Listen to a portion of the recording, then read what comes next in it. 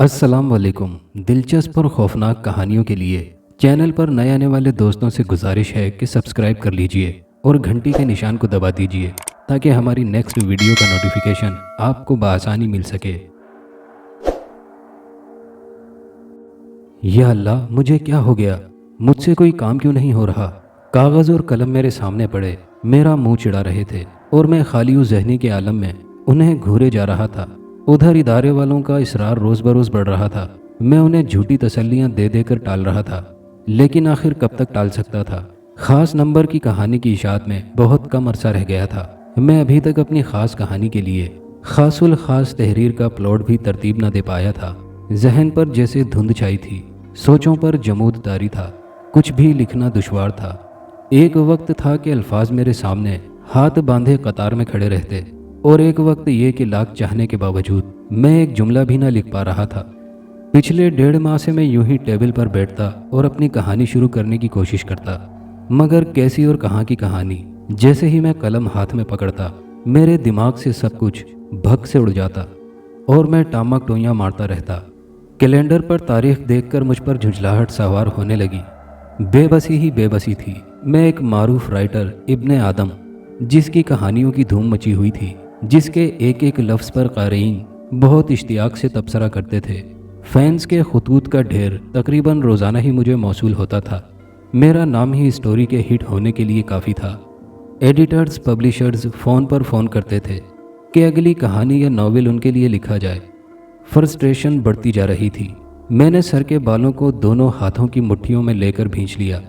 फ़ौरन से ये ख्याल जहन में कुंदे की तरह लपका के मुझे आराम करना चाहिए। मैंने दरवाज़ा खोलकर जहन को पुरसुकून करने वाली गोलियों की शीशी निकाली और 3 गोलियां एक साथ निगलकर पानी का गिलास मुंह से लगाया और गटागट पी गया। जल्द ही नींद के झोंके आने लगे तो मैं जल्दी से कुर्सी से उठकर बेड पर आ लेटा और नींद की आगोश में चला गया। मैं बमुश्किल 15 मिनट ही सोया हूँगा कि दरवाजे पर ज़ोर ज़ोर से दस्तक होने लगी। मैं गहरी नींद में था। दरवाज़ा धड़धड़ाने से मेरे दिमाग पर जैसे चोट पड़ रही थी। दरवाज़ा मुसलसल बज रहा था। नाचार उठकर मंदी आंखों से दरवाज़ा खोला तो देखा कि एक शख्स खड़ा है। अजीब हैयत थी उसकी। मैं समझ नहीं पा रहा था कि वो बूढ़ा है या जवान है। उसका चेहरा बर्फ़ की मानिंद ठंडा पड़ा हुआ लग रहा था। आंखें बेनूर सी थी। उसने अजीब सा सफ़ेद लिबास पहन रखा था।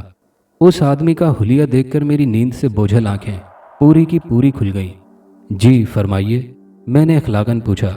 वैसे मैं अंदर से पूरा लरस गया था। मेरी बात सुनकर वो मुस्कुराने लगा। मौत का फरिश्ता, वो बोला तो डर के साथ साथ मुझे गुस्सा भी आने लगा। जाओ भाई, अपना काम करो, ये कहकर मैंने दरवाज़ा बंद करना चाहा, लेकिन ये क्या। वो झट से दरवाजे के बीचों बीच आड़ बनकर खड़ा हो गया और बोला, अंदर आने दो मुझे। उसकी आवाज़ हर किस्म के तासुर से आरी और सर्द थी। मैंने कुछ कहे बगैर दरवाजे को जोर लगाना शुरू कर दिया। इतनी हिम्मत ना थी कि उस आदमी को धक्का दे पाता। दरवाजे पर मेरे जोर लगाने का कुछ असर ना हुआ। मेरी धड़कनें खौफ से बंद होने के करीब हो गईं। एड़ी से चोटी तक का जोर लगा दिया। ना तो दरवाज़ा अपनी जगह से हिला और ना ही वो आदमी। मैंने जल्दी से दिल में फैसला किया और दरवाजे को छोड़कर दोनों हाथों से उस आदमी को पूरे जोर से धक्का दिया तो मेरी हैरत की इंतहा न रही। मैं थर थर काँपने लगा। वो आदमी अपनी जगह से गायब था, जिसे अभी अभी मेरे दोनों हाथों ने छुआ था। वो अटल हकीकत की तरह मेरी आंखों के सामने दरवाजे में जमकर खड़ा था। अब एकदम वो वहाँ से गायब हो गया। मुझे अपनी आंखों पर यकीन नहीं आ रहा था। मैंने हाथों को उलट पलट कर देखा और एक हाथ पर चुटकी काटी तो गोया ये हकीकत है कि मैं जाग रहा हूँ। अभी मैं वहीं खड़ा कश्मकश के आलम में था कि न जाने किस कोने से हवा का एक हल्का सा झोंका आया और दरवाज़ा ठक से बंद हो गया। खौफ से मेरी गिग्गी बंध गई। एक कदम भी उठाना मुहाल हो गया। बमुश्किल खुद को समझा बुझाकर बेड तक लाया और सिमट सुकड़ कर लेट गया। उसके बाद मैं दुनिया और माफिया से बेगाना हो गया। दूसरे दिन का सूरज हस्बे मामूल निकला। आँख खुलते ही रात के वाक़यात मेरे जहन में कुल बुलाने लगे। मैंने उसको ख्वाब समझकर जहन से झटक दिया और फ्रेश होकर फ्लैट से निकल खड़ा हुआ। घर से बाहर की दुनिया तो वैसी की वैसी ही रवां दवां थी। गाड़ियों का धुआं, हॉर्न की आवाज़, पेड़ पौधे, गाड़ियों और रिक्शों के पीछे भागते भिखारी, सड़क के किनारे फल वाले रेहड़ी बान आवाज़ लगाते हुए सब कुछ वैसे का वैसा ही लगा था। आज मुसाफिर खाने की दीवार के साथ बैठा वो मैला कुचैला आदमी भी मामूल के मुताबिक वहीं सुकड़ा सिमटा बैठा था। उसके पास ही एक मैला सा कंबल और 2-4 गंदे बर्तन पड़े थे जिन पर मक्खियां भिन भिना रही थीं। उसकी ज़ाहिरी हालत ऐसी थी कि किसी भी नफीस आदमी का जी उसको देखकर मतलाने लगे, मगर फिर भी लोग बहुत शौक से उसके पास आते और उसके पांव दबाते, चाय लाकर पिलाते और उसे अपने मसले मसाइल भी बयान करते। मैं उसे गौर से देखते हुए गुजर गया। एक आम से होटल में नाश्ता करने के बाद मैं घर लौट आया। अपने फ़न को जगाने की तमाम कोशिशें बेकार होती जा रही थी। मैंने बहुत कोशिश की कि अपने आप को एक किरदार के रूप में ढालकर उसके एहसासात और जज्बात को महसूस करूं और उनको कलम बंद कर लूं। किरदार में ढलना तो दूर की बात, मैं तो अपना असली चेहरा भूल गया था। मेरे एहसासात और जज्बात कहाँ गए, कुछ भी महसूस नहीं होता। मोहब्बत ना ही नफ़रत, क्या करूं मेरे खुदा। अपनी ही सोचों की यलगार से घबराकर मैं दूसरे दिन फ्लैट से निकला और वहीं दीवार के साथ बैठे आदमी के कुछ नज़दीक एक जगह पर बैठकर लोगों को देखने लगा। मैं नहीं जानता था कि मैं यहाँ तक क्यों आ गया। लाशऊरी तौर पर कदम खुद ब खुद इस जानिब उठाए थे। उस फ़कीर के बारे में मेरी राय पहले की निस्बत बदल गई थी। वो शायद कोई दरवेश आदमी था। उसके इर्द गिर्द ट्रैफिक का एक दरिया सा बहता था। लोगों का एक हुजूम बेकरां गुजरता था, मगर वो पुरसुकून ऐसे आंखें बंद किए रहता जैसे वो इस मंजर का हिस्सा ही ना हो। उसके पास लोग दुआ के लिए आते। वो मसला सुन के दुआ के लिए हाथ उठा देता। बात बहुत कम करता। जब भी बात करता तो ये ज़रूर कहता, मोहब्बत करना सीखो, जाकर मोहब्बत करो। शायद कोई नाकाम आशिक था जो मोहब्बत की शिकस्त से घबराकर फरार चाहते हुए भेस बदल कर इस कोने में बैठ रहा था। जिस रिसाले के लिए मुझे कहानी लिखना थी, उनकी तरफ से हर दूसरे तीसरे दिन कॉल्स मौसूल होती और मैं उनको ये कहकर टाल देता कि कहानी अपने अंजाम की तरफ रवां दवां है, डोंट वरी, टाइम पर पहुंच जाएगी। मैं चाहने के बावजूद उनको ये ना बता पाता कि इब्ने आदम के अल्फाज, उसका फ़न, उसके किरदार उससे रूठ गए हैं या फिर आंख मिचोली खेल रहे हैं, इसलिए कहीं छुप गए हैं। बताता भी क्या कि मैं नहीं रहा, मेरा फ़न मेरा नहीं रहा, या फिर मेरे जहन पर जमूद तारी है, बेहिसी और बेकैफ़ी की बर्फ़ जम गई है। जब एहसासात और जज्बात ना रहें तो इंसान इंसान नहीं रहता, जिंदा लाश बन जाता है। कामयाबी की मंजिलें जिस तेज़ी से तय की थीं, उसी तेज़ी से तनज़्ज़ुली की तरफ जा रहा था। तो क्या इब्ने आदम का एंड होने जा रहा है? नहीं नहीं, ऐसा नहीं हो सकता। मैं ऐसा नहीं होने दूंगा। मैं ज़रूर लिखूंगा, ज़रूर एक सुपर हिट स्टोरी लिखूंगा जिसे लोग मेरी बाकी कहानियों की तरह फरामोश नहीं कर पाएंगे। मैं खुद को गिरने नहीं दे सकता। जब परेशानी हद से बढ़ जाती तो दिल चाहता कि दीवार के साथ सर टकरा दूं, और ऐसे में मैं घर से निकल खड़ा होता और अपनी मखसूस जगह पर कुछ फासला छोड़कर बैठ जाता। वो दिन भी आम दिनों की तरह ही था। मुझे खुद पर बहुत गुस्सा आ रहा था। मैं अपनी जगह गुमसुम बैठा था। उसका नाम रहमान था। लोग उसे रहमान बाबा कहते थे। वो कभी किसी की तरफ आंख उठाकर नहीं देखता था, हमेशा अपनी नज़रें झुकाकर रखता। उसके अंदाज से अज्जो इनकसार झलकता, लेकिन कभी कभी वो लोगों के साथ बदसलूकी भी करता था। तब मैं सोचने पर मजबूर हो जाता कि कितना मगरूर है, लोग उसकी कितनी इज्जत और एहतराम करते हैं और ये सबको धुतकारता है कि जाओ मोहब्बत करो। दूसरी तरफ इस तरह का सलूक ज़रूर ये कोई जराइम पेशा फ़र्द है या फिर किसी दुश्मन मुल्क का जासूस भी हो सकता है।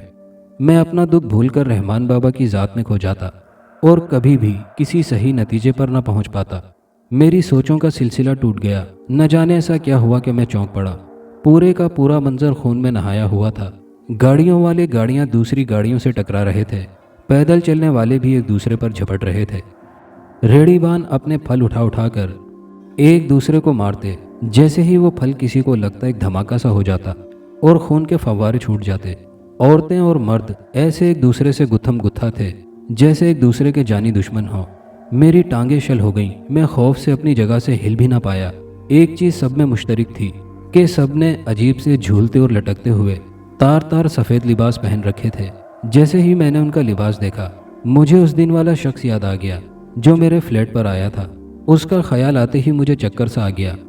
या अल्लाह, ये मैं किस मुसीबत में फंस गया। मैंने खौफ से आंखें मींच लीं। एक भिखारी बच्चा एक बहुत मासूम बच्चे को नोच रहा था। बच्चे ने दूसरे बच्चे को सर के बालों से पकड़ा हुआ था। दूसरे हाथ से वो उसका मुंह नोच रहा था। बच्चे की चीखें आसमान हिला रही थीं। मुझे उबकाई आई और साथ ही मैंने उल्टी कर दी, मगर इसके बाद मुझे कुछ होश न रहा।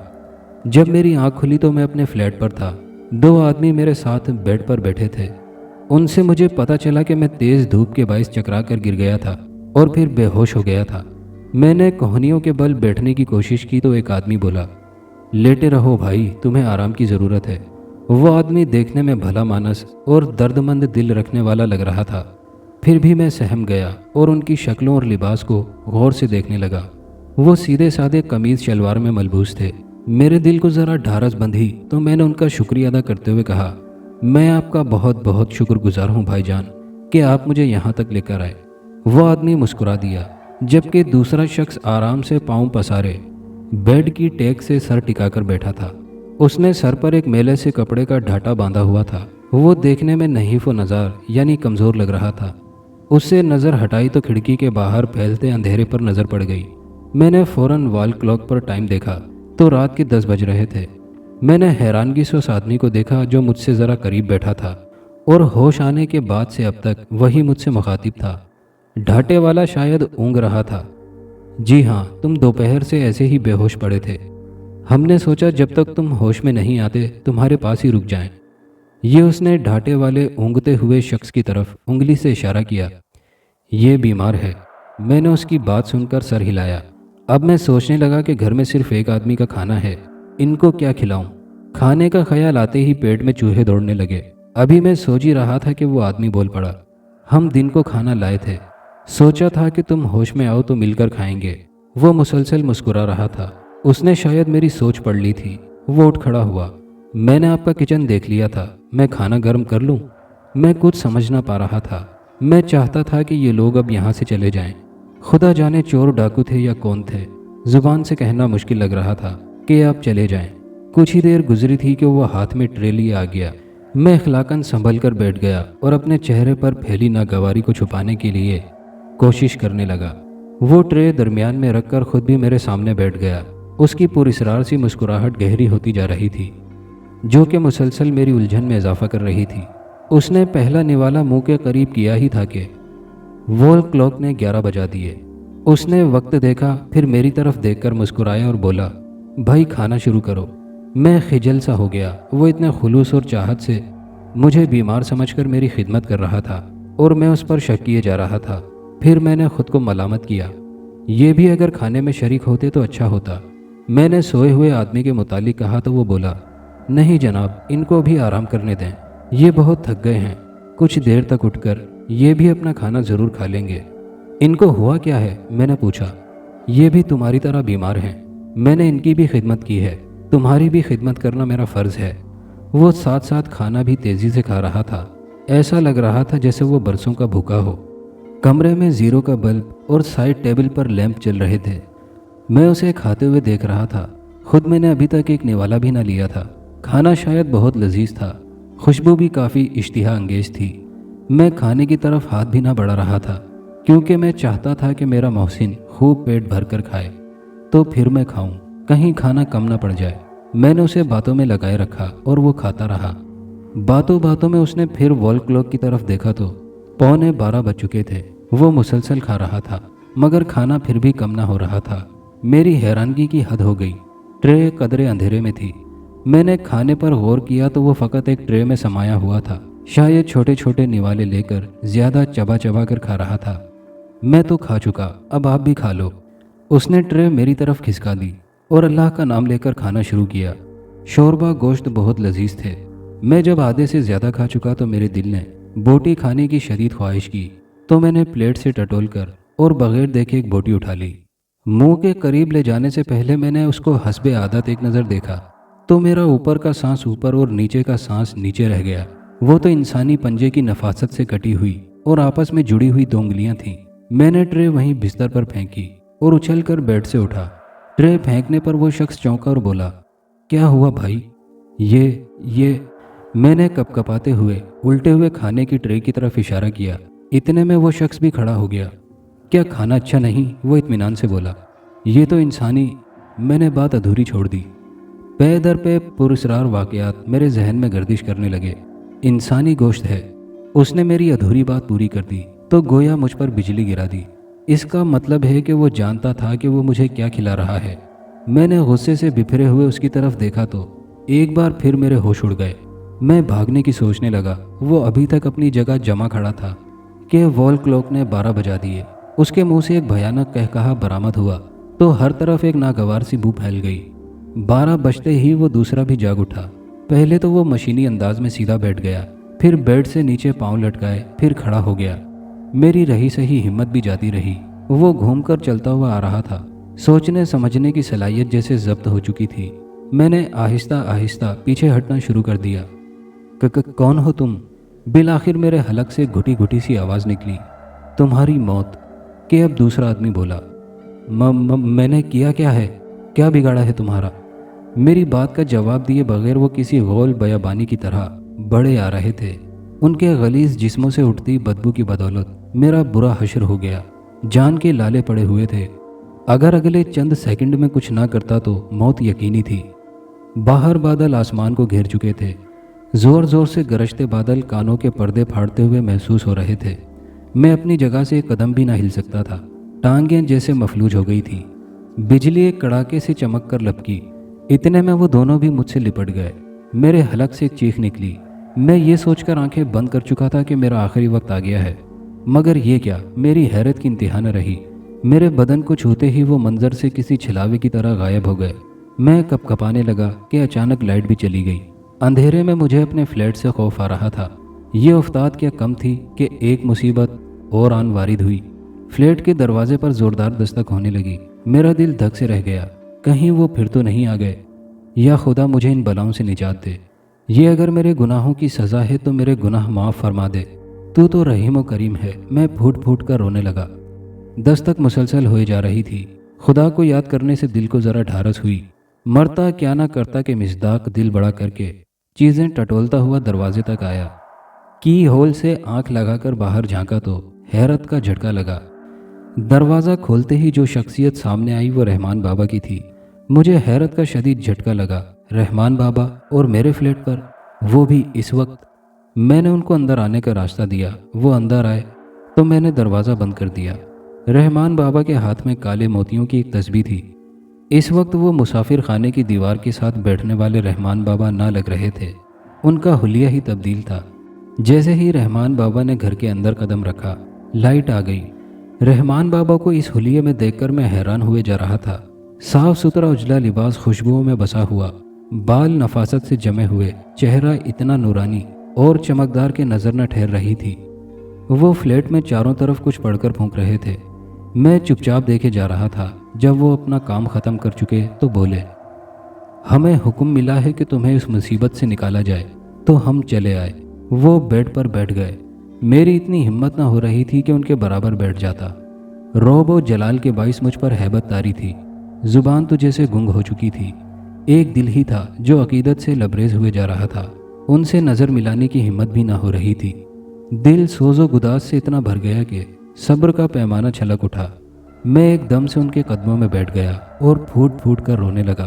वो मेरा सर थपकने लगे।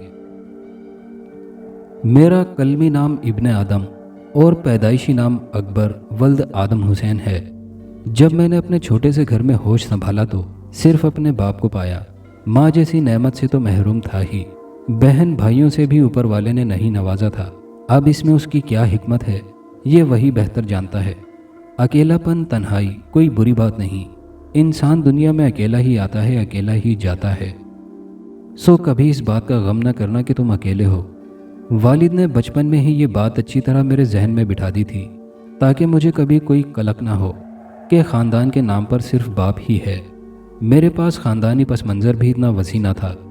वालिद साहब भी सिर्फ एक बहन भाई ही थे, इसलिए मेरे ख़ानदान में अफराद का काल था। यूँ तो मैं एक सादतमंद और फर्मा बरदार बच्चा था, लेकिन मेरे अंदर इससे हटकर मेरे अंदर एक लाउबाली चुलबुला सा खलंडरा लड़का भी कहीं छुपा हुआ था। उस अल्हड़ से लड़के को मैंने ख़ास तौर पर अपने वालिद और टीचर से छुपाता था। मैं अपनी फर्मा बरदारी की बनी हुई साख कायम रखना चाहता था, इसलिए मैं नहीं चाहता था कि किसी भी बात से मेरी साख को किसी किस्म का नुकसान पहुँचे। मैट्रिक का इम्तिहान अच्छे नंबरों से पास करके मैं फूले ना समा रहा था। इम्तिहान के बाद मैं बिल्कुल फारिग था, करने को कुछ भी ना था। वालिद साहब एक मकामी अखबार से मुंसलिक थे।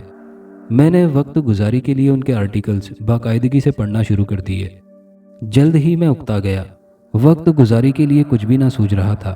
چھوٹے سے قصبے میں سہولتوں کا فقدان تھا۔ شام کے وقت دوستوں کے ساتھ قصبے کے چھوٹے سے گراؤنڈ میں میچ اور موج مستی ہو جاتی، مگر شام کے فوراً بعد ہی مجھے گھر لوٹنا پڑتا۔ بوریت زیادہ تھی۔ والد صاحب تو ہر وقت اخباروں اور کاغذوں میں سر دیے رہتے یا ہر وقت کچھ نہ کچھ لکھنے میں مصروف رہتے۔ رات 8 بجے والا پی ٹی وی سیریل دیکھ کر خود کو تھپکیاں دے کر سلانے کی کوشش کرتا۔ اس زمانے میں کیبل ناپید تھی اور ڈش ہر گھر افورڈ نہیں کر سکتا تھا، سو شاذ و نادر ہی کسی گھر کی چھت پر ڈش سجی نظر آتی۔ اس فارغ البالی میں زندگی نے ایسی کروٹ بدلی کے انقلاب برپا کر دیا۔ میٹرک کے امتحان کے بعد والد صاحب نے مجھے موٹر سائیکل لے دی تاکہ کالج آنے جانے میں دقت نہ ہو۔ بس پھر کیا تھا، میں اور میرا جگری یار اسلم کالج کے بعد سارا دن آوارہ گردی کرتے۔ چھٹی والے دن تو دن چڑھتے ہی جیسے ہی والد صاحب آفس کے لیے نکلتے، میں موٹر سائیکل لے کر اسلم کی طرف چلا جاتا۔ وہ پہلے ہی میرا منتظر ہوتا۔ جیسے ہی دستک دی، اسلم جھٹ سے باہر۔ ہم سارا دن مٹر گشت کرتے، اکثر قصبے سے باہر شہر کی طرف نکل جاتے۔ نئی مصروفیت کافی دلچسپ تھی۔ ایک دن گھومتے گھامتے بازار کی طرف نکل آئے۔ یہ شہر کا بڑا بازار کہلاتا تھا۔ بازار کیا تھا، ایک میلے کا سما تھا۔ میں نے بچپن میں والد صاحب کے ساتھ 2-1 مرتبہ بازار دیکھا تھا، اس کے بعد کبھی اتفاق نہ ہو پایا، کیونکہ ضرورت کی ہر چیز والد صاحب گھر میں ہی وافر مقدار میں مہیا کر دیتے تھے۔ ہر طرف رنگین آنچل لہرا رہے تھے، مختلف اسٹالز پر، مختلف دکانوں پر، جہاں جہاں پھول جیسے چہرے تتلیوں کی مانند اڑتے پھرتے ہوں، وہاں بھنورے تو ضرور ہوتے ہیں۔ 100 منچلوں کی بھی بہتات تھی۔ پھرتے پھراتے ہم ایک اسٹال کے پاس سے گزرنے لگے تو میں چلایا، رکو رکو ذرا۔ موٹر سائیکل چونکہ اسلم چلا رہا تھا، سو ایک جھٹکے سے رکا۔ اس سے پہلے کہ وہ کچھ کہتا، میں فوراً سے پیشتر اتر کر اسٹال کی طرف بڑھا۔ وہ وہیں موٹر سائیکل کے پاس کھڑا رہا، کیونکہ وہ کتابوں سے کوسوں دور بھاگتا تھا۔ اسٹال نہیں، رسالوں، کتابوں اور میگزینز کی ایک منی لائبریری لگ رہا تھا۔ میں کتابوں اور رسالوں پر نظر دوڑانے لگا۔ کتاب اٹھا کر کیٹلاگ فہرست چیک کرتا، پھر رکھ دیتا۔ مجھے مطالعے کا بہت شوق تھا۔ اسکول کی لائبریری کی تقریباً ہر کتاب میں اچھی طرح پڑھ چکا تھا، لیکن وہ موضوع کے لحاظ سے ذرا مختلف تھی۔ جو کتابیں اور رسالے میں یہاں دیکھ رہا تھا، انہیں دیکھ کر میری آنکھیں پھٹی کی پھٹی رہ گئیں۔ ایسے موضوعات پر مشتمل تھی کہ ان میں ہر موضوع اپنی اہمیت کے لحاظ سے زندگی کے لیے لازم و ملزوم نظر آ رہا تھا۔ انتخاب کرنا مشکل ہو گیا۔ میں نے چند کتابیں منتخب کی، مگر ان کا بل بجٹ میں نہیں سما رہا تھا۔ آخر مندے دل کے ساتھ میں نے 3 ڈائجسٹ خرید لیے اور دل میں پکا ارادہ کر لیا کہ میں یہ کتابیں ضرور خریدوں گا۔ ان رسالوں کو خرید کر میں بہت مسرور تھا کہ جیسے میرے ہاتھ کوئی خزانہ لگ گیا ہو۔ اب تو شام میں اور میری کتابیں اور رسالے ہوتے۔ میں اپنا جیب خرچ جمع کرتا رہتا اور اسے ہر ماہ 2-4 ڈائجسٹ اور 1 کتاب ضرور خریدتا۔ والد صاحب پہلی دفعہ میرے ہاتھ میں رسالے دیکھ کر ٹھٹکے اور کہنے لگے، اکبر بیٹا، کیا آپ کو یقین ہے کہ آپ ان کو پڑھ کر کسی قسم کا غلط اثر نہ لیں گے؟ میں نے کہا، ابا جان، کہانیاں تو صرف وقت گزاری یا دلچسپی کی وجہ سے پڑھتا ہوں، میں ان کو خود پر طاری یا حاوی تھوڑی کروں گا۔ میں اس وقت یہ نہیں جانتا تھا کہ یہ کہانیاں ہی میرا اڑنا بچھونا بن جائیں گی۔ میرے جواب سے والد صاحب مطمئن ہوئے یا نہیں، انہوں نے دوبارہ اس بارے میں کوئی بات نہ کی۔ زندگی ایک روٹین سے چل رہی تھی۔ کالج، گھر، کتابیں، موٹر سائیکل، اسلم اور میں۔ ہر ماہ میرے بک ریک پر ایک سے ایک نئی کتاب نظر آتی۔ نصابی کتابوں سے جو بھی فارغ ٹائم ملتا، میں ادب کے مطالعے میں گزار دیتا۔ زندگی کی گاڑی ایک سیدھی طرز پر چلی جا رہی تھی، کم وقت ہچکولے تک نہ لے رہی تھی۔ کبھی کبھی میں اداس ہو جاتا کہ کتنی بے رنگ اور پھیکی سی زندگی ہے۔ بہن بھائی ہی مل جاتے کم از کم، کسی سے روٹھنا منانا، کسی کو تنگ کرنا تو ہوتا، جو کہ زندگی میں رنگ بھر دیتا۔ مگر بے سود قسمت کو منظور ہی نہ تھا کہ میری زندگی میں رنگ بھر جاتے۔ مگر اس دن میرا یہ خیال غلط ثابت ہو گیا۔ میں جو چاہتا تھا کہ زندگی کی گاڑی ہچکولے لے ہی لے، ہلچل تو کیا اس دن بہت بڑا طوفان آ گیا۔ ہوا کچھ یوں کہ کالج کی کیفیٹیریا میں سکون سے بیٹھا اپنا موسٹ فیوریٹ ہارر ڈائجسٹ پڑھ رہا تھا۔ پڑھنے میں اتنا محو تھا کہ آس پاس کا بھی ہوش نہ رہا۔ کافی تک ٹھنڈی ہو گئی، مگر مجھے ہوش کہاں تھا۔ تبھی وہ میرے پاس آئی۔ एक्सक्यूज़ मी, क्या मैं यहाँ बैठ सकती हूँ? जी। मैंने रिसाला हटाए बगैर देखे कि मोहतरमा हैं कौन जी कह दिया। अब को एजुकेशन में जहाँ लड़के लड़कियाँ इकट्ठे पढ़ते हों, वहाँ एक टेबल पर बैठने में क्या कबाहत है। वो बैठ गई। मैं बदस्तूर अपनी कहानी में मगन रहा। उसने शायद मेरा कॉफ़ी का मग देख लिया था। कॉफ़ी ठंडी हो गई थी और 2-4 मक्खियाँ तैर रही थीं। इसलिए उसने 2 कॉफ़ी का ऑर्डर दे दिया और बोली, क्या मैंने आपको डिस्टर्ब किया? नहीं तो, मैंने पहले वाली पोजीशन हनूज बरकरार रखते हुए कहा। तो फिर क्या आप कुछ देर के लिए मेरी तरफ मुतवज्जो होंगे? बहुत ही शाइस्ता लहजे में दरख्वास्त की गई थी। मुझे डाइजेस्ट बंद करना ही पड़ा। जी फरमाइए। मैंने रिसाला एक तरफ टेबल पर रख दिया। कॉफ़ी आ चुकी थी तो कॉफ़ी का मग उठा लिया। मेरे सामने बहुत सादा सी और मासूम सूरत सी लड़की बैठी थी, फैशन से बिल्कुल नाबलद, जबकि उसके मुकाबले में कॉलेज की लड़कियां फैशन की दौड़ में एक दूसरे पर सबकत पाने के लिए इंतहाई मज़ेका खेज हद तक चली जाती थी। उसकी सादगी ने मुझे पहले ही नज़र में मुतासिर किया और उसके लिए एहतराम का एक जज्बा दिल में बेदार हो गया। आपका नाम जान सकती हूँ? उसने रिसाला उठा लिया। अकबर, मैंने मुख्तसरन कहा। मैं सबा हूँ। उसने अपना तारुफ करवाया। जी फरमाइए, मैं आपकी क्या खिदमत कर सकता हूँ? वो बोली, आप प्लीज़ बुरा मत मानिएगा, मैं जो कहने जा रही हूँ हो सकता है आपको अजीब लगे। वो एक लम्हे को रुकी, फिर बात जारी रखते हुए बोली, मैंने आपको जब भी देखा हमेशा आपको पढ़ते हुए ही पाया। ये इंकिशाफ मेरे लिए नया था कि वो मुझे देखती भी है, लेकिन इसमें चौंकने वाली क्या बात है? कॉलेज है, हर कोई हर किसी को देखता है। मैंने अपने दिल में उठते सवालों को बमुश्किल दबाया और हमतन गोश हो गया। पढ़ना तो बहुत आसान है, हर कोई पढ़ सकता है। क्या आपने कभी कुछ लिखा भी है? उसकी सवालिया निगाहें मुझ पर टिकी थीं। रिसाले के खुलते सफ़ात उसके हाथों में फड़फड़ा रहे थे। मैं आपका मतलब नहीं समझा मिस सबा। मतलब ये कि आप दूसरों की कहानियाँ इतने वसूख से पढ़ते हैं। कभी कोई कहानी खुद भी लिखी है? मैंने सर इनकार में हिलाया। क्या कभी सोचा है कि कहानी आपकी हो और लोग ऐसे ही इन्हमाक और इश्तियाक से पढ़ें? उसके लबों पर हल्की सी मुस्कुराहट रेंग रही थी। मैं उलझ सा गया उसकी बातों में। देखिए मिस सबा, पहली बात तो यह है कि मैं कारी हूँ, लिखारी नहीं। दूसरी बात यह कि मैं आपको नहीं जानता, आप मुझे नहीं जानती। फिर ये बातें क्या मतलब व मकसद? कुछ समझने में दिक्कत हो रही है? बराह करम वजाहत कीजिए। वो धीरे से मुस्कुराई। उसके लब कहने को कुछ यूं वाह हुए जैसे गुलाब की कली खिलने के लिए आहिस्तगी से और नरमी से खुलती है। मैं रोज़ आपको देखती हूँ, आपके एक हाथ में कॉलेज की बुक्स और दूसरे हाथ में कोई नॉवेल या डाइजेस्ट होता है। आपकी यही रूटीन एक आदत सी हो गई है, आपके हाथ में किताबें देखने की। जिस दिन आपके हाथ में कुछ ना हो उस दिन अधूरापन सा महसूस होता है। लेकिन एक मौहूम सी उम्मीद इस अधूरेपन को ख़त्म कर देती है कि शायद आज पढ़ने की बजाय कुछ लिखना चाहते हैं। जब से मैंने कॉलेज ज्वाइन किया है आपको पढ़ते हुए ही पाया है, लिखते हुए कभी नहीं देखा। आपको ये सब कुछ कहते हुए कुछ झिझक सी महसूस हो रही है। मैं बहुत दिन से आपसे यह बात कहना चाहती थी, पर यह सोचकर रह जाती कि आप क्या सोचेंगे। आप प्लीज़ माइंड मत कीजिएगा, मुझे आप में एक अदीब नज़र आता है। मैं चाहती हूँ कि आप उसको आया करें। उसने जैसे तैसे करके मुद्दा बयान किया और खामोश हो गई। मैं जो वजाहत चाहता था उसकी वजाहत सुनकर मेरे तोते उड़ गए। उसको मुझ में एक राइटर नज़र आता था जबकि मैं एक आम सा रीडर था। मैं अपनी जगह पर चोर सा बैठा रहा। ये मेरे लिए नागहानी था। कहता भी तो क्या कहता। उसके लहजे के यकीन में बहुत गहरा मान झलक रहा था। खुदा खुदा करके वो टली। उसने रिस्ट वॉच पर टाइम देखा, बैग से कुछ पैसे निकालकर कॉफ़ी की प्याली के नीचे रख दिए और अपना बैग संभाल कर उठ खड़ी हुई। ये कहते हुए चली गई, मेरी बात पर गौर कीजिएगा। वो तो चली गई, लेकिन मुझे एक नए तूफान की जद में छोड़ गई। उसकी ये बात मेरे जहन के किसी कोने में किसी कीड़े की तरह चिपक गई और कुलबुलाती रही। पढ़ना तो बहुत आसान है, हर कोई पढ़ता है। आपने कभी कुछ लिखा है? मुझे आप में एक अदीब नज़र आता है। सोते जागते उठते बैठते, कहीं भी कभी भी। ये बात और उसकी आवाज़ जहन में गूंजती रहती। ना चाहते हुए भी मैं सोचने पर मजबूर हो जाता। कॉलेज में मुझे हर वक्त ये धड़का लगा रहता कि वो मुझे देख रही है। उसकी सुरमई आंखें मुझसे सवाल कर रही हैं। मैं इधर उधर लाशऊरी तौर पर देखता, उसे ना पाकर सर झुका लेता। वो तो ऐसे गायब हो गई जैसे गधे के। मैं हर वक्त बेकल रहने लगा।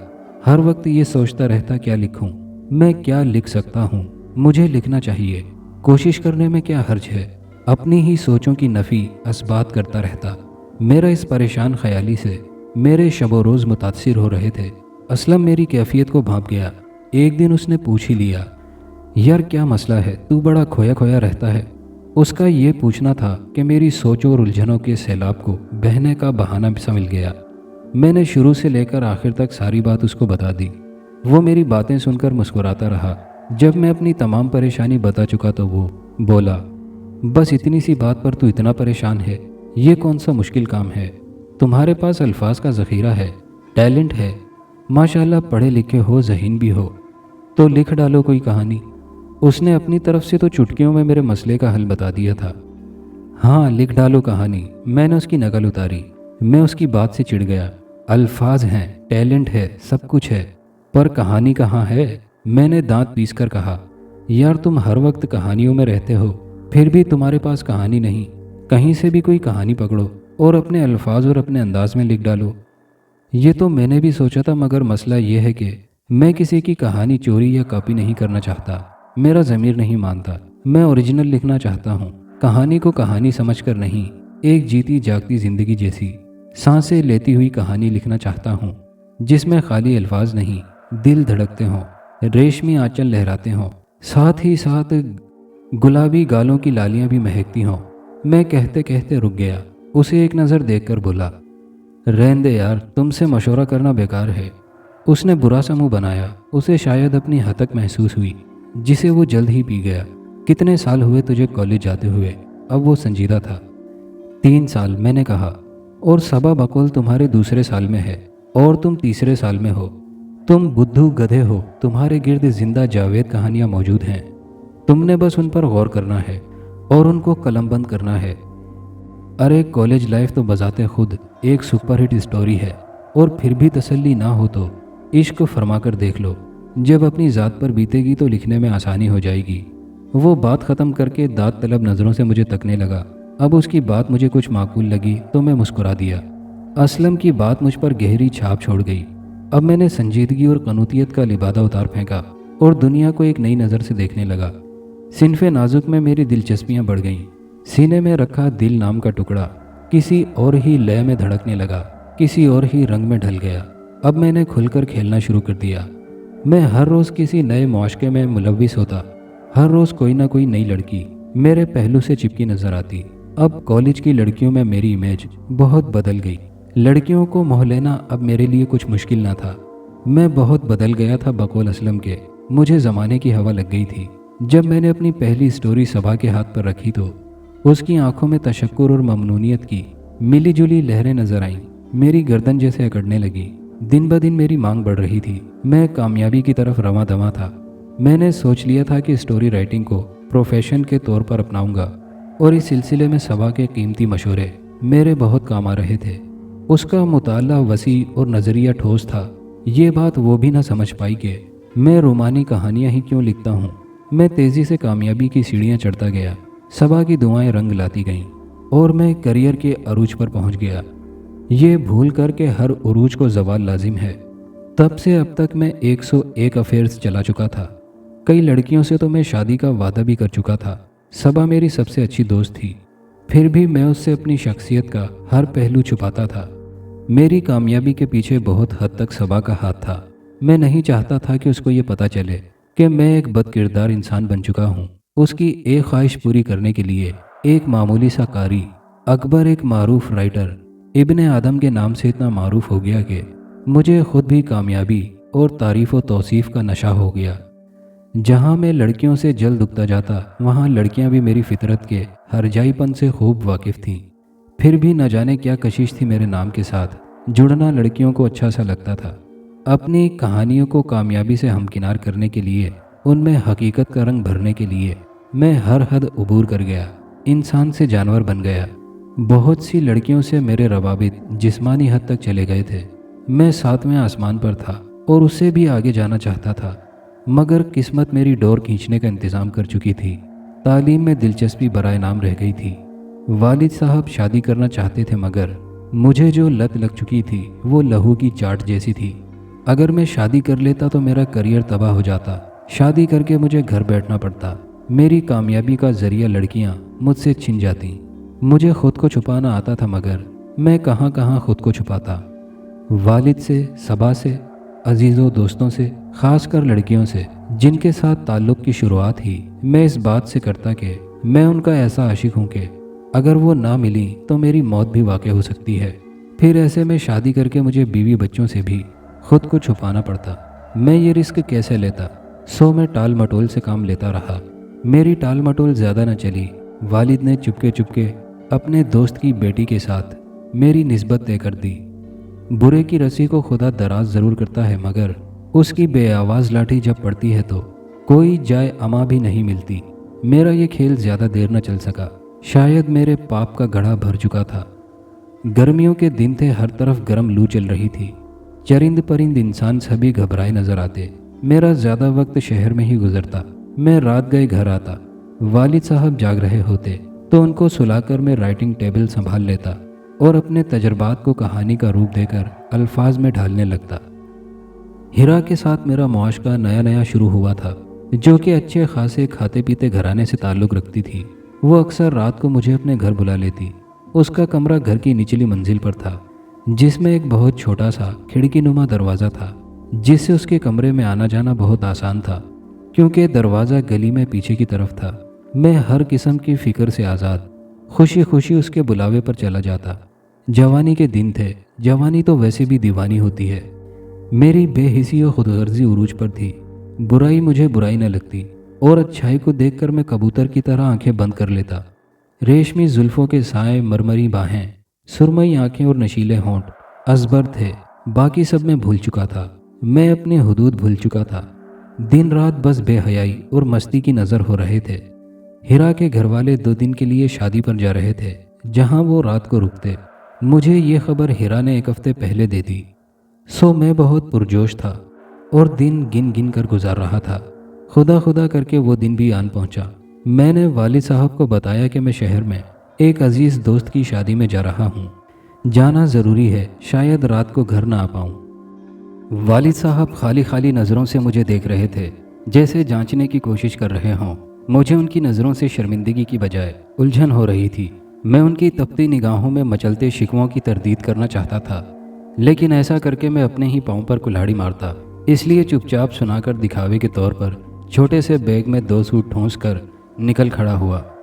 جیسے جیسے میرے قدم برائی کی دلدل میں دھنستے جا رہے تھے، واپسی کے دروازے مجھ پر بند ہو رہے تھے۔ میرے دل کی سیاہی میں اضافہ ہو چکا تھا۔ اب میرا دل مکمل طور پر سیاہ ہو گیا، بالکل کوئلے کی مانند ہو گیا تھا۔ ہیرا بے صبری سے میری منتظر تھی۔ میں نے جاتے ہی اسے باہوں میں بھر لیا اور لاڈ بھرے انداز میں اس کے کانوں میں سرگوشیاں کرنے لگا۔ وہ بھی میرے بازوؤں میں مچلنے لگی۔ اس کا مچلنا اچھلنا مجھے پاگل کیے دے رہا تھا۔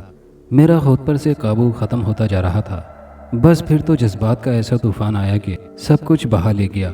ہم دونوں اس طوفان کی لہروں کے ساتھ ساتھ بہتے بہتے بہت دور نکل گئے۔ میں اس کی زلفوں کی گھٹاؤں میں منہ دیے پڑا تھا کہ اس کو کچھ یاد آیا۔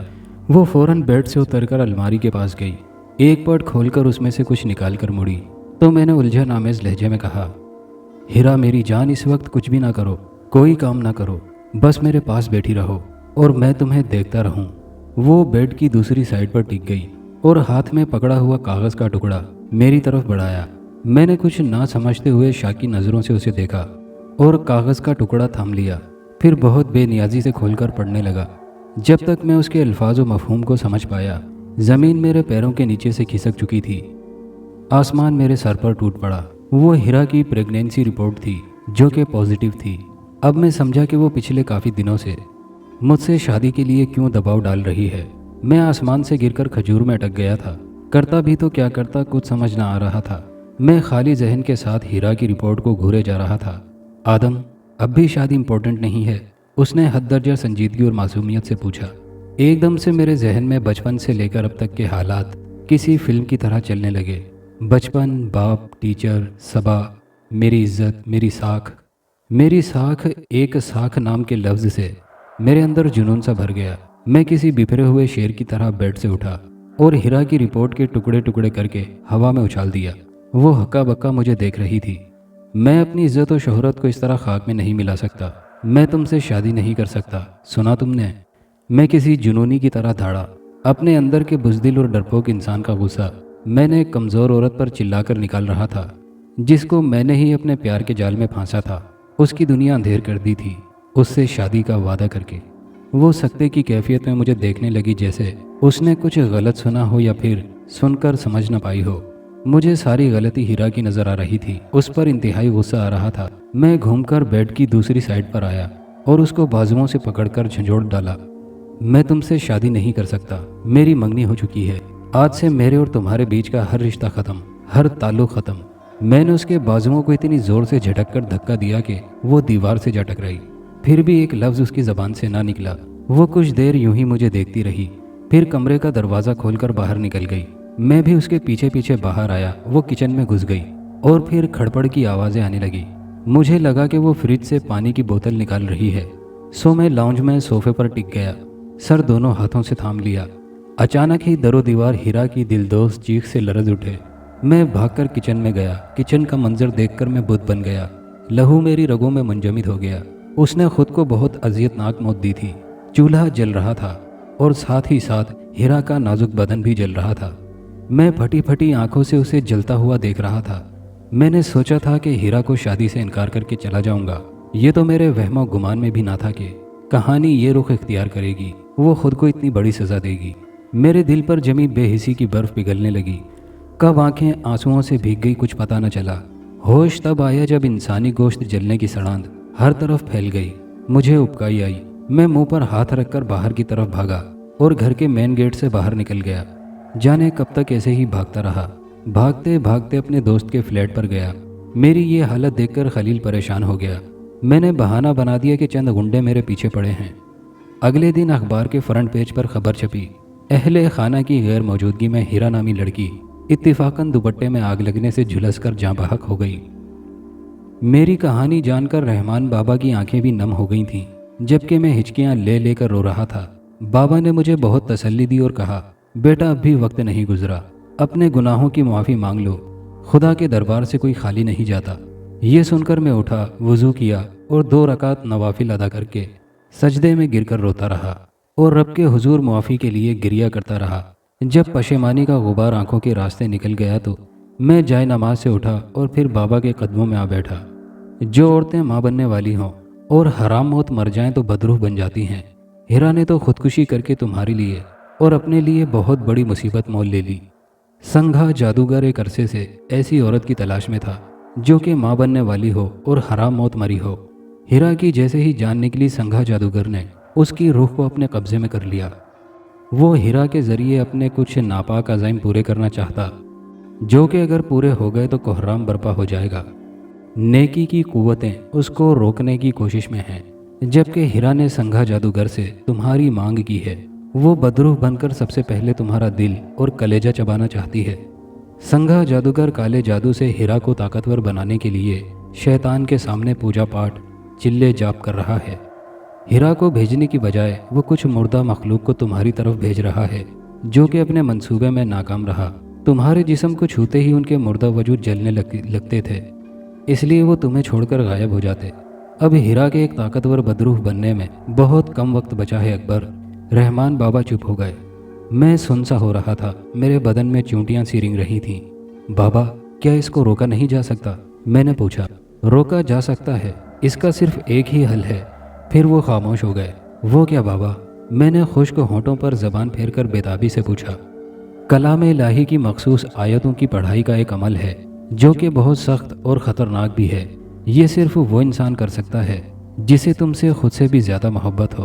तुम्हारी जान बचाने को वो अपनी जान दांव पर लगा दे। बाबा की बात सुनकर मुझे सख्त मायूसी हुई।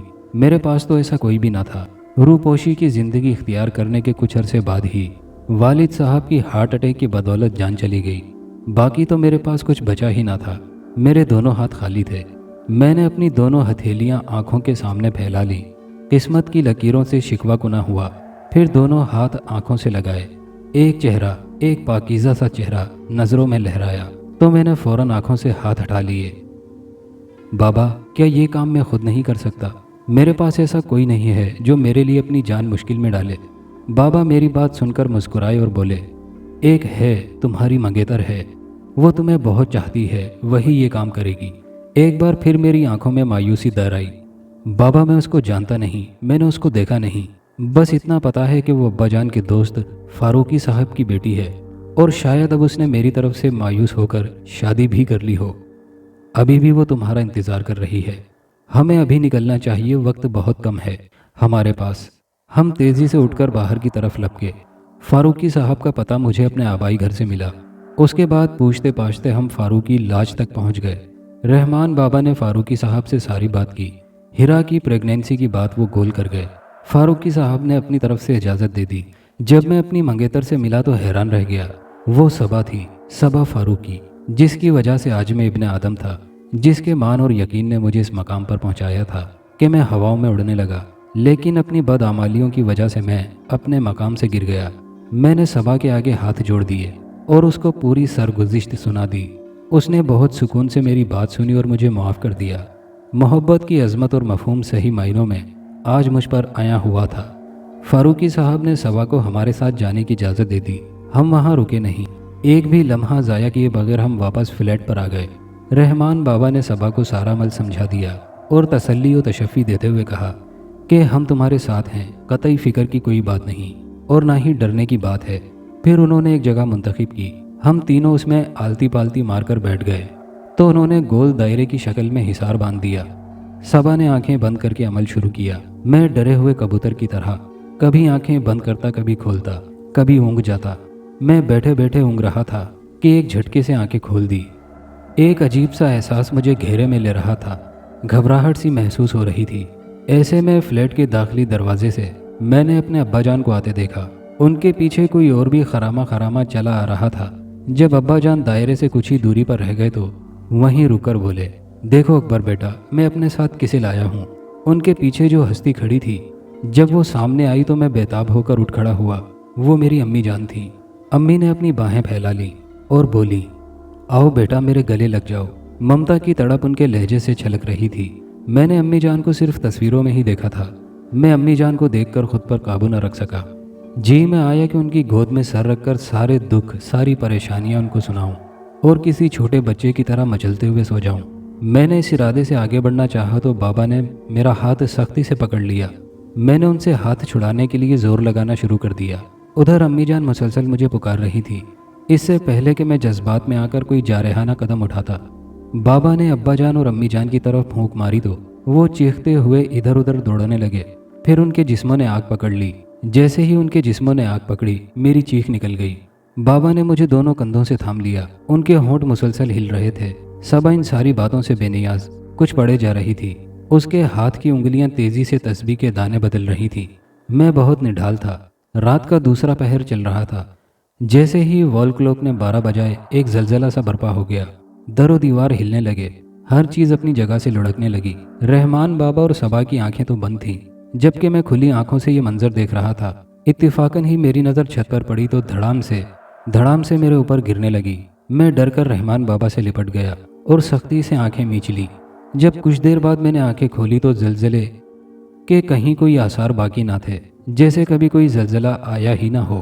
ابھی یہ نئی مصیبت ٹلی نہ تھی کہ نئی افتاد آن پڑی۔ اطراف میں چیخو پکار شروع ہو گئی۔ اسی چیخو پکار میں قہقہوں کی آواز بھی شامل تھی۔ میں نے فطری تجسس کے ہاتھوں مجبور ہو کر غور کیا تو وہ نسوانی قہقہے تھے۔ آواز کچھ جانی پہچانی سی تھی۔ اس شور و غل میں پتھر برسنے شروع ہو گئے۔ خدا جانے وہ پتھر کہاں سے آ رہے تھے، جو سب کے سب حصار کے باہر گر رہے تھے۔ گویا ہمیں ڈرانے کی کوشش کی جا رہی تھی، جس میں وہ کسی حد تک ناکام رہے تھے، کیونکہ میرے سوا اس منظر کو کوئی نہ دیکھ رہا تھا۔ بابا اور صبا آنکھیں بند کیے اپنے کام میں مصروف تھے۔ ایسی کوئی بھی چیز ان پر اثر انداز نہ ہو رہی تھی۔ جب یہ طوفان شور و غل تھما تو ہر طرف سناٹا چھا گیا۔ لاؤنج کا منظر بہت خوبصورت ہو گیا۔ کھلی کھڑکی سے چاندنی چھن چھن کر آ رہی تھی۔ بہت سکون دہ ماحول ہو گیا تھا۔ میں نے خدا کا شکر ادا کیا اور بابا کا ہاتھ چھوڑ کر سائڈ پر ہو کر بیٹھ گیا۔ ابھی میں ٹینشن فری ہوا ہی تھا کہ گھنگروؤں کی آواز سماعتوں سے ٹکرائی۔ میں نے چونک کر بابا اور صبا کی طرف دیکھا۔ وہ ہنوز آنکھیں بند کیے بیٹھے تھے، جیسے ابدی نیند سو رہے ہوں۔ ان کے ہونٹ ہل رہے تھے، جو ان کے زندہ ہونے کا پتہ دے رہے تھے۔ میں نے ان سے نگاہ ہٹا لی تو میرے بالکل سامنے حصار کے باہر ایک ہیولا سا کھڑا تھا۔ جسمانی ساخت سے ظاہر ہو رہا تھا کہ وہ کوئی لڑکی ہے۔ आहिस्ता आहिस्ता हेवले ने जाहिर होना कर दिया। वो हीरा थी जो बहुत मीठी नज़रों से मुझे देख रही थी और उसके होंठों पर जहरीली मुस्कुराहट थी। आओ, मेरे पास आओ। उसकी आवाज़ सुनकर जैसे मैं किसी ट्रांस में आ गया। वो बार बार एक ही बात दोहरा रही थी, आओ मेरे पास आओ। उसका सरापा एक बार फिर मुझे दावत गुनाह दे रहा था। मैं सब कुछ भूलकर लड़खड़ाता हुआ उठा और हिसार से बाहर निकलने ही वाला था कि सबा मेरे सामने हाइल हो गई। रुको अकबर। सबा की आवाज़ सुनकर मुझे एक झटका सा लगा। मैं जैसे नींद से जाग गया। अकबर, ये हीरा नहीं, एक बदरू है जो तुम्हारी जान लेना चाहती है। मैं रुक गया। सबा ने मुझे अपने पीछे छुपा लिया, जैसे मुर्गी अपने बच्चों को परों में ले लेती है। हीरा का खूबसूरत सरापा बदलना शुरू हो गया। वो बहुत ही बदसूरत बन गई, जिसे एक नज़र देखकर दिल की धड़कन रुक जाए। उसने गोल गोल दायरे की तरफ फिरकी की तरह घूमना और कहकहे लगाना शुरू कर दिया। उसके कहकहे इतने खौफनाक और अजियतनाक थे कि मैंने अपने कानों में उंगलियां ठूंस लीं। सबा अपना अमल पूरा कर चुकी थी। हीरा के गैर इंसानी तकलीफदेह कहकहों का शोर रुकने में न आ रहा था। फिर अचानक वो रुकी। उसने कहकहे लगाना बंद कर दिए। एक बार फिर उसकी हैयत तब्दील हो गई और वो नाजुक सी खूबसूरत सी हीरा के रूप में वापस आ गई। आदम को मुझे दे दो लड़की, ये मेरा है, इससे मेरी शादी होगी। वो सबा से मुखातिब थी। सबा रोब से बोली, ये हरगिज़ मुमकिन नहीं। आदम कभी तुम्हारा नहीं था, न मरने से पहले न मरने के बाद। सबा की बात पर हीरा गजबनाक हो गई और धमकियां देने लगी। जब उसकी धमकियों का सबा पर कोई असर ना हुआ तो उसने सबा की मिन्नतें शुरू कर दी। उसकी आहोजारी दिल पर चोट सी लगा रही थी। मैं हीरा की इस हालत का जिम्मेदार खुद को समझ रहा था। हीरा की वो आहोजारी मुसलसल जारी थी कि सबा बोली, एक शर्त पर आदम तुम्हें मिल सकता है। मैंने हैरत से सबा को देखा। वो मुकम्मल हीरा की तरफ मतवज्जो थी। यहाँ आकर आदम को ले जाओ। मैं हैरत के समंदर में गोते लगाने लगा। तो क्या सचमुच सबा मुझे हीरा के हवाले कर देगी? क्या वो मुझे मौत के हवाले कर देगी? बाबा की तरफ देखा तो वो बदस्तूर अपने अमल में मसरूफ़ थे। मुझे मौत के खौफ ने लर्जा कर रख दिया। हीरा ने सबा की शर्त मान ली थी। वो अभी हमारी तरफ बढ़ी ही थी कि अचानक एक मकरूह सूरत बूढ़ा नमूदार हुआ। रुक जाओ हीरा, मत जाओ इस लड़के की तरफ। मैं तुम्हें इस जैसे हज़ारों मुहैया कर दूंगा। उस बूढ़े के नमूदार होते ही बाबा भी उठ खड़े हुए और उस बूढ़े से मुखातिब हुए, संघा, अब तेरा सारा खूनी खेल ख़त्म हो गया। उसने बाबा की बात पर कोई ध्यान न दिया और हीरा को रोकने की कोशिश करता रहा, मगर हीरा एक हिजानी और जुनूनी सी कैफियत में भागती हुई मेरी तरफ आई और जैसे ही वो हिसार के साथ टकराई तो उसका वजूद धमाके से पाश पाश हो गया। उसका ये अंजाम देखकर मेरी आंखों में आंसू आ गए और देखते ही देखते हीरा का खात्मा हो गया। संघा ने जब हीरा का अंजाम देखा तो भाग खड़ा हुआ। हम अभी तक हिसार में थे। सबा ने मुझे सहारा दिया और सोफे तक ले आई। बाबा ने हीरा के टुकड़े जमा करके उन पर फूंक मारी तो वो गायब हो गए। घर की अबतर हालत भी खुद ब खुद सुधर गई। खुदा का लाख लाख शुक्र है कि उसने बुराई के एक बहुत बड़े तूफान का रुख मोड़ने में हमारी मदद की। हीरा का वजूद ख़त्म हो गया। अब मैं चलता हूँ बच्चों। रहमान बाबा हम दोनों के सरों पर प्यार से हाथ फेर कर चले गए। इब्ने आदम का एंड हो गया। मैं टूटे हुए लहजे में बोला, मैं इब्ने आदम का एंड कभी नहीं होने दूंगी जब तक मैं जिंदा हूँ। सबा के लहजे का यकीन और मान अभी तक बरकरार था। फिर मैंने सबा को शाकी नज़रों से देखा तो वो मेरी नज़रों का मफहूम समझकर बोली, सुबह का भूला अगर शाम को घर वापस आ जाए तो उसे भूला नहीं कहते मिस्टर आदम। गोया उसने मुझे दिल से माफ़ कर दिया था। अब हमें एक नई शुरुआत करनी थी, एक मुकम्मल और खुशियों भरी ज़िंदगी की शुरुआत। मैंने सबा के हाथ अपने हाथों में लेकर मुस्कुराने लगा और सबा के चेहरे पर हया की सुर्खी फैल गई। दोस्तों, कहानी पसंद आई हो तो कमेंट बॉक्स में अपने ख्यालात का इजहार ज़रूर कीजिएगा और नए आने वाले दोस्तों से गुजारिश है कि हमारे चैनल को सब्सक्राइब करके वीडियो को लाइक शेयर करना मत भूलिएगा। शुक्रिया।